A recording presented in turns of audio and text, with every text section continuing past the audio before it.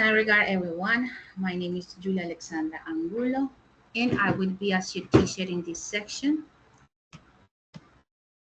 So the topic of this section is urban legend and mystery. Remind always that the main of this section is that you speak as much as you can do it. Be open to make mistakes. Be open um, to feel that free to participate because that is part of the process. But the idea is that you in all this session would must be speaking, okay? Because it's you are going to improve your speaking skills. So to let's start as a warm-up activity, I have this question for you. What comes to your mind when you hear urban legend or mystery? And so then answer and then continue with the next one. Have you heard of these stories? Do you believe in them? Why or why not? So there's some of them. The Bigfoot, the Weeping Woman, the Alligator Man. The Bigfoot is one that is no common here in our country. No, it's a urban legend from here, Colombia, but just for US. So why not put in here and show to them, to my students? The Weeping Woman is a urban legend that is from here, and the Alligator Man also are from here. So the idea is that here what they know about them and to introduce more about to the topic, and I give the introduction.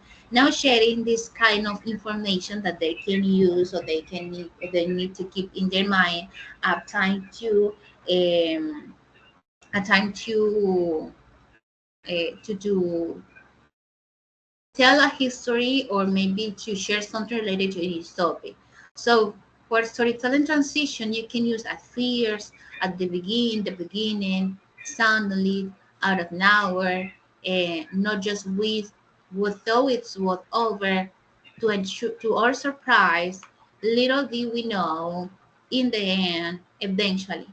As a speculation and mystery phrase we can use legend has in that some people claim that no one knows for sure, but it is said that one theory suggests that there are rumors about, or could it be real?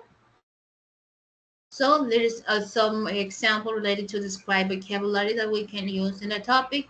Eerie, strange and fright, spine chilling, very scared, haunting, unforgettable, mysterious, ominous, giving a sense that something bad is about to happen.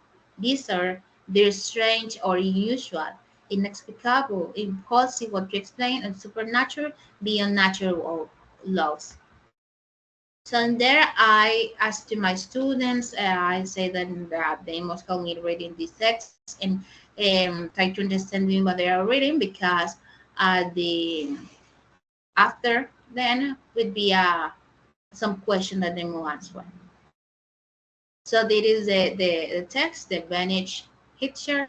So one rainy night, a young man was driving home a lonely road when he saw a girl standing by the side of the highway.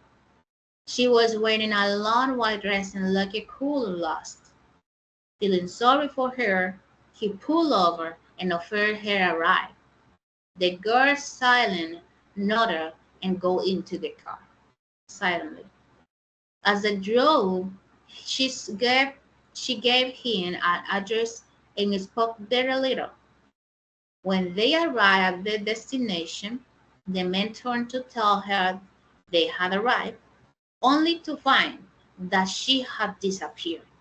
Shocked and confused, he knocked on the door of the house. An old woman answered and listened carefully to his story. With a sad smile, she explained that her daughter had died in the car accident on that very road many years ago.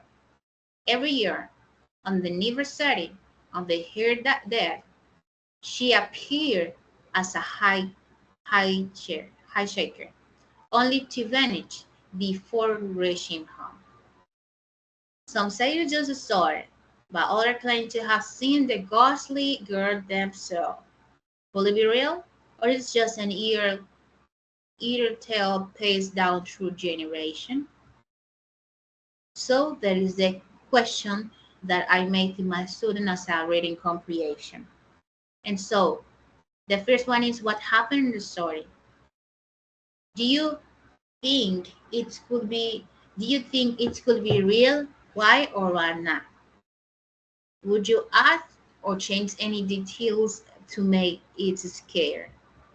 So then is coming this main activity that I can make to my student is a biggest group or is a big group for say something.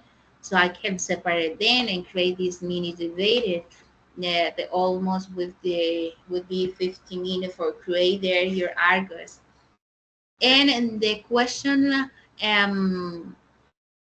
question of the debate would be are going to be are urban legends just entertaining or do they have deeper cultural significance?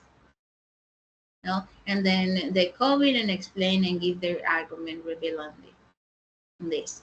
So if the group is sure of their less students, I can use these activities, and it's like just to create some question, create a discussing question between the student. If there are only two students, I can create this. I can give this question as a for create a debate on the class. Yeah. So, what do you think urban legends like this one continue to be told? How do psychological factors such as fear or imagination influence people believe in supernatural stories? Why do many urban legends involve ghosts, mysterious disappears, or supernatural events? How have urban legends changed over time with the rise of the internet? It is ethical to spread urban legend if they cause fear or misinformation.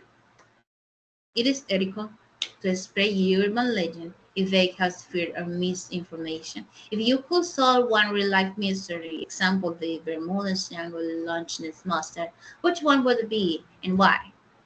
And that's all. So thanks. At this moment, I return um, to the section and I share by the chat. The chat was the link attendance, and I asked my student how they feel in this section.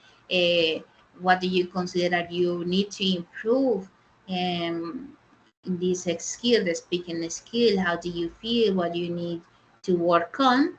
And then I say bye and I stop the record. Thanks for watching.